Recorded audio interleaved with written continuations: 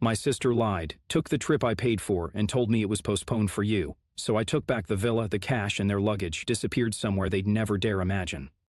You told me the family vacation was postponed. I said it was for you. My sister smirked. So I took back every dollar, blocked their access to the villa, and made sure their bags went nowhere. I'm sorry, I said, blinking as I stared at my sister across the hallway. You said the trip was postponed, Clara. She didn't even flinch. She just kept scrolling on her phone, her glossy pink nails tapping lazily on the screen. Then she looked up at me with that smug, condescending smile I'd known since childhood.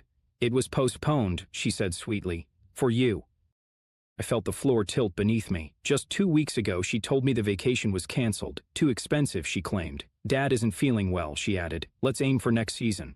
But now, as I stood in our parents' house, still holding the bag of groceries I brought them, I saw the suitcases lined up at the door. I heard laughter coming from the kitchen, our parents joking, my brother bragging orders about packing the right outfits. They were leaving today without me. Unreal, I muttered, setting the bag down. You all lied to me. My mother looked up briefly, then down at her tea. My father didn't even bother looking away from his phone. No one spoke. Clara just shrugged, like it wasn't a big deal. You've been so busy lately, she said, her tone falsely sympathetic. We thought you'd appreciate the time to yourself. Busy? Right. I was the one who'd booked the villa, who sent Clara the deposit because she claimed her card was maxed out, the one who paid the travel insurance and helped her parents renew their passport, and they didn't just go without me, they planned to cut me out. I see, I said quietly. So I cover the costs, and then get told to enjoy the peace and quiet at home alone. Clara raised an eyebrow, clearly enjoying herself. You always complain about how we stress you out. We were just doing you a favor. The way she said it, like she was the hero of the story, like this wasn't the final act in a long, slow betrayal. I wanted to scream, to flip the kitchen table and yell about everything I'd done for them, but I didn't. Instead, I smiled, and that scared her more than any outburst could. Okay, I said, grabbing my keys. Enjoy your little trip. Her expression faltered. You're not mad? I gave a soft chuckle. No, I'm done. She looked confused for a moment, then amused, then for just a flicker of a second nervous. But it was too late. She played her game, now it was my turn. You know what hurts the most? It's not the fact that they went on a luxury family vacation without me. It's that I paid for it, every single part. It started 6 months ago. Clara called me in one of her usual fake let's connect as siblings moods. That should have been the first red flag. I found this gorgeous villa in Crete, she said. It has an infinity pool, private beach access, and you won't believe the chef's reviews. I laughed. Sounds like you're already packing your bags. Not yet, she said sweetly. It's just a little out of budget for Mom and Dad, and I don't want them to stress, you know? I thought maybe we could go in together, you and me, like a gift to the family. The way she said we made me pause, but she always knew how to dress her leeches in velvet words. I should have said no, but I didn't. I was the dependable one, the stable one, the invisible scaffolding holding up their chaos. So I wired the deposit for $1,000. Then came the surprise fees, flight changes, and rental car upgrades. Another $1,200 here, $1,700 there. When my parents heard about the trip, they smiled like royalty being honored. That's very mature of you, my mom said. Good to see you finally stepping up, my dad added. No thank you, no offer to contribute, just this expectation that I was the family piggy bank, but I didn't complain. Not when Clara needed help booking their ferry transfers, not when Dad asked me to just throw in for the travel insurance. I told myself I was doing it for the memories, for some illusion of a family I never really had, but now, I saw what they really thought of me, a means to an end, a wallet, a placeholder. The worst part? They didn't just lie, they orchestrated it, because a week before the trip, I casually asked Mom, so we're still good for the 14th, right? She blinked like I'd slapped her. Oh, actually, Clara said we're postponing until August, something about off-season deals. Clara lied to my face and then told Mom to cover it up. Even then, I tried to justify it. Maybe they just forgot to tell me the new plan. Maybe there was a mistake. But the truth exploded in my face the night before their flight. I stopped by our parents' house to drop off some paperwork and found Clara in the kitchen, laughing, spinning with excitement, tossing bathing suits into a suitcase. Didn't think you'd be here, she said flatly. You said it was postponed. She smiled like the devil in designer sunglasses. It was, for you, she said. It was so casual, like I wasn't even real, just some side character in her sitcom. I looked at the door. My dad was loading bags into the car. My mom was pouring champagne. They were celebrating before they even boarded the plane. Why? I asked, barely above a whisper. Clara tilted her head like I was slow. Come on, you really want to be there? You always ruin everything. You sit in the corner and judge everyone. No offense, but this trip needed to be light, no bad vibes. I laughed, a short, broken, stunned laugh. So you took my money? Your money? She scoffed. Oh, please. You live alone, no kids, no wife? What else are you spending it on? Then she rolled her eyes and walked past me like I was a coffee table.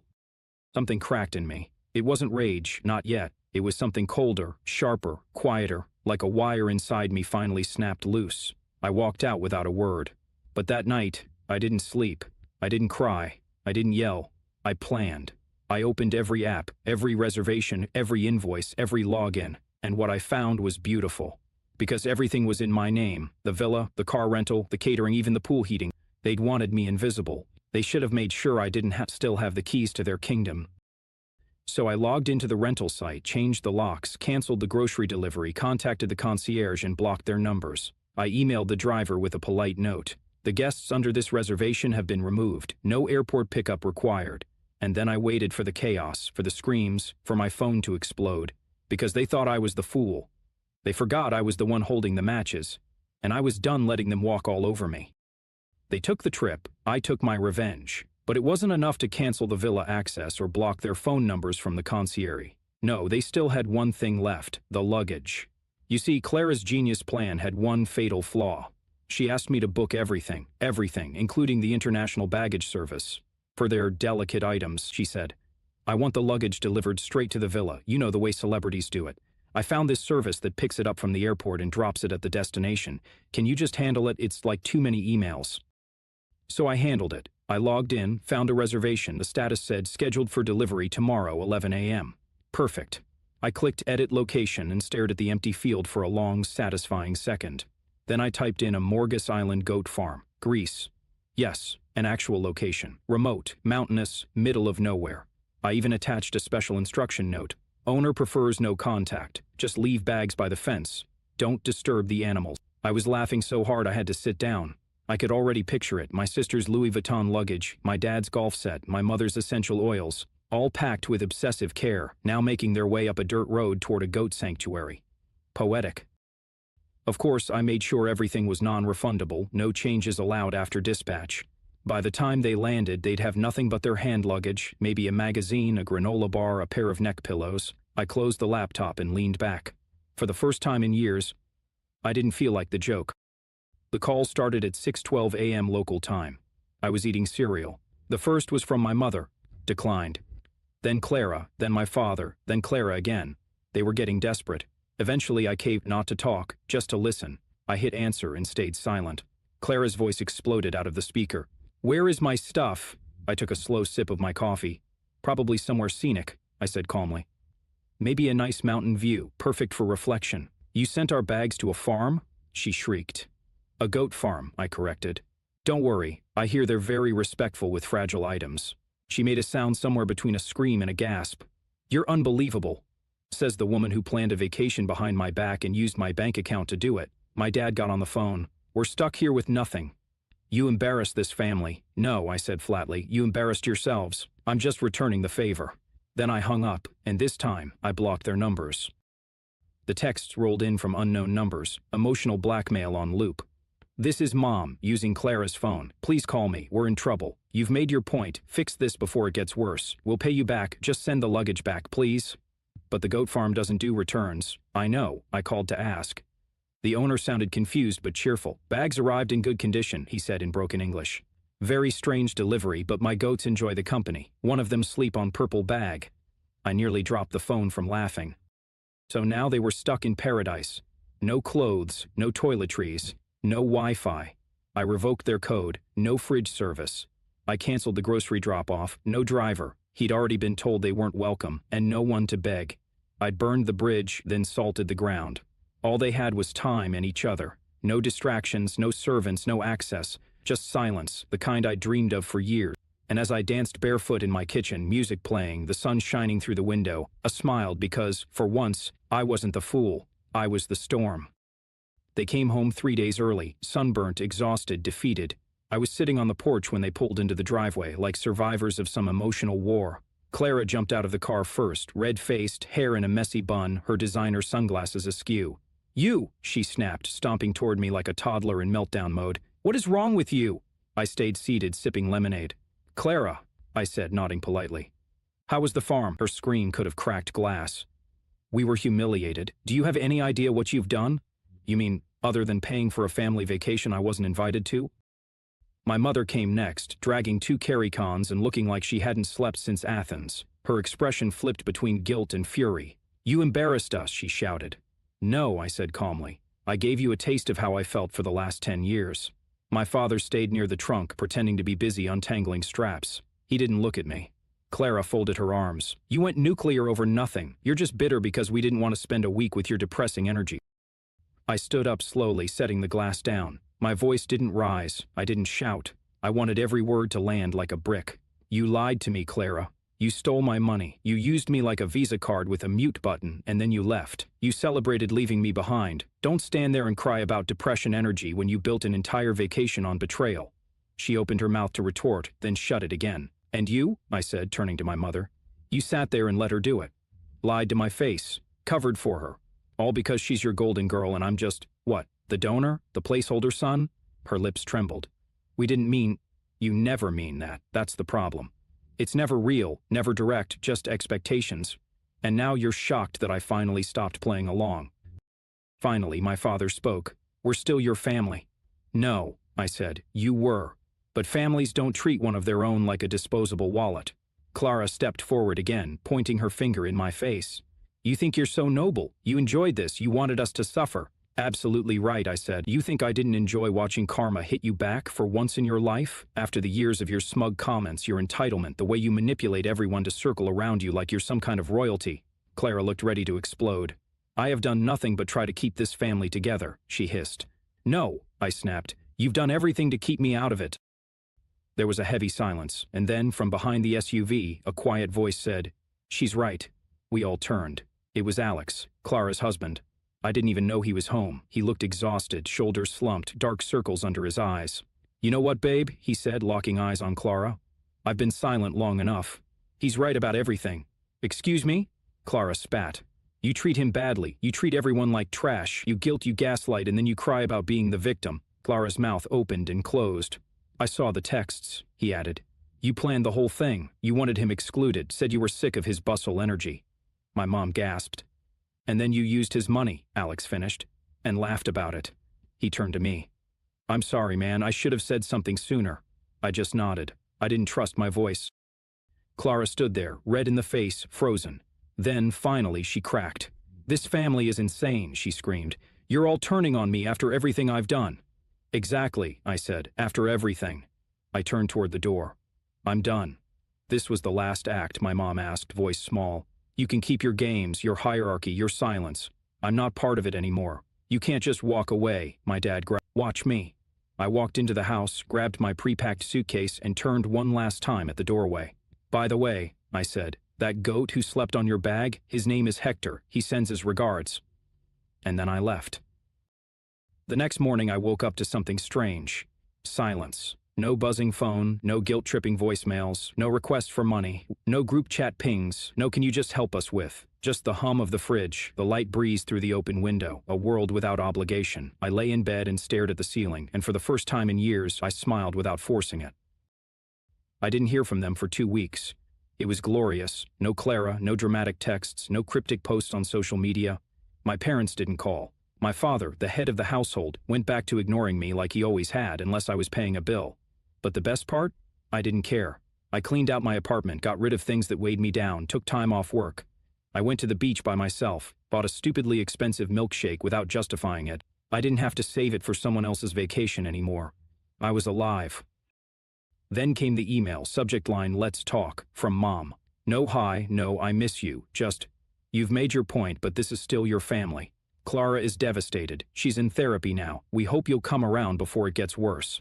Dad says it's time to put this behind us. Maybe Sunday dinner next week. I stared at the screen. They were still using the same script, still playing the same roles, only now they didn't have a stage or an audience. I clicked archive without replying. But life, of course, never lets the drama die peacefully. A few days later, I got a call from an unknown number. I usually don't answer those, but I did. Hey, it's Alex, Clara's husband. I didn't say anything, just waited. I'm sorry to bother you. I know you probably don't want to hear about this, but, Clara left. I blinked. Left what? Me, the house, everything. At that day, things blew up. She couldn't handle the backlash. Your parents kept trying to pretend nothing happened, but she spiraled, said everyone betrayed her. I said nothing. I just wanted to say you weren't crazy, he added quietly. She manipulated all of us, but you were the only one who ever stood up to her. He paused. Anyway, if you ever need anything, beer, coffee, or a chill, forget them all, Convo. I'm always around. It wasn't much, but it felt like a crack in the wall, one that let the truth leak through. The next week, I ran into someone unexpected at the grocery store. Linda. She was the one person in the family who had always been neutral, quiet, observing, never taking sides. Hey, she said gently, just wanted to tell you I heard what happened. I braced myself. And I'm proud of you. I blinked. Excuse me? You did what none of us ever had the courage to do. You set boundaries. You stood up to all of them. You broke the cycle. She squeezed my arm before walking off. That moment stayed with me for days. On Saturday morning, I got a message request on Instagram. I didn't recognize the name. It was from one of Clara's old friends, a girl I barely remembered from her wedding. Hi, I hope it's okay. I'm reaching out. I saw what happened, and I just wanted to say I always admired you. You were the only one in your family who ever looked like you were actually listening when people talked. You deserved better. I sat there, phone in hand, trying to process what I was feeling. It wasn't anger, it wasn't pride, it was peace. They tried to exile me, but I had set myself free. A week later, I bought a ticket to Iceland. Just me. Just to see the northern lights. I didn't tell anyone, didn't post about it, didn't ask for permission. And as I stood there under the sky, watching ribbons of green dance in silence, I whispered one thing. I'm not coming back to who I was. And I meant it. You know what's funny? They still think I'll come back, even after the blocked numbers, the ignored emails, the silence. I know deep down they believe this is just another episode, another tantrum, another storm I'll eventually apologize for. They don't realize this wasn't a storm. This was the evacuation, and the building has already burned to the ground. Clara texted me last week from a new number. I know you hate me, but just know therapy is helping. I'm trying to change. No apology, just that manipulative half-confession designed to make me feel guilty. I deleted it without reading the rest. My mother sent a birthday card with $25 in it, like that would erase 15 years of emotional debt. She signed it. We're still proud of you. Proud. They don't even know who I am anymore. And that's the point. You want to know who I am now? I'm the guy who wakes up without dread, who drinks good coffee from a mug he actually picked out for himself, who walks past luxury stores without thinking, maybe I should get something for Clara or Mom. I'm not a provider anymore. I'm not a disappointment. I'm not a background character in someone else's family fantasy. I am myself, loudly, sharply, and unapologetically. Sometimes I think back to that moment on the porch when Clara stood there, rage in her eyes, demanding to know how I could do this to my family. And now I know the answer. I should have said, because you were never mine. Families are supposed to protect, to love, to forgive. But what I had wasn't family. It was a pyramid scheme wearing a Christmas sweater. Give more, give more, give more, until you break. But I didn't break. I detonated. The other day I walked past a couple fighting at a cafe. The woman was crying, saying she always did everything and no one ever noticed. The man muttered, "You're overreacting." I stopped, bought her a croissant, left it on her table with a napkin. On it I wrote, "You're not crazy. You're just the one who finally woke up." That's what this story is, isn't it? Not revenge, not drama, awakening. I'm done setting myself on fire to keep other people warm. The gas line is cut, the matchbook's gone, the bank is closed, and the doors? They're locked from the inside.